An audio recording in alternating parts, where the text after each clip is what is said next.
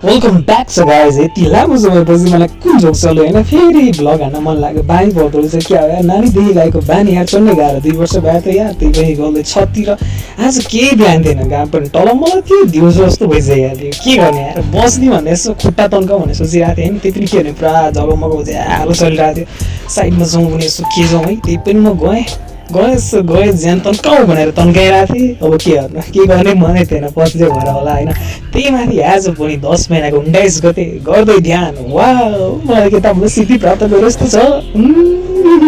तर के गर्नु यार, फेरि जानु पर्यो पसलमा त गइयो। त्यसपछि सोचमा त केही पनि थिएन, बहिनी लिन लाउनु पनि काम मेरो जिम्मा। कालसाज खाइदियो, चिरमा बसिरहेको थियो, के गर्नु मन पनि थिएन यार, बोरिङ लागिरहेको थियो। जो अब के गर्ने यार, एउटा गीत लेखौँ जस्तो लागिरहेको थियो। सोचेँ मात्र अब के गर्नु, अब खाजा खाइसकेपछि गएँ, सुध लिएर आएँ। तब ती थियो ढेरी किनेर लिएर आएँ। यो दिने बितिहाल्छ, आएको सबै मरिजान्छ, यसको भाग उसको भाग भोक लागे गरी खान्छ। त्यही भएर गानासाना लेख्न थालेँ। त्यसपछि गाना सकिएपछि यसो फ्रेस हुनुपर्छ भनेर साइडमा बुक आयो, त्यसलाई यसो पढ्दैको। त्यही बुक पढिसकेपछि मलाई एउटा याद आयो क्या, त्यही यादलाई मैले इमेजिनेसन गर्दै। हेर, कृष्ण र अर्जुन कुरा गरिरहेछन्, यता कृष्ण र अर्जुन ठुलो युद्ध सुरु हुन लाग्दा गीता ज्ञान दिइरहेछन्। चिन्ता नगर पाठ हवास।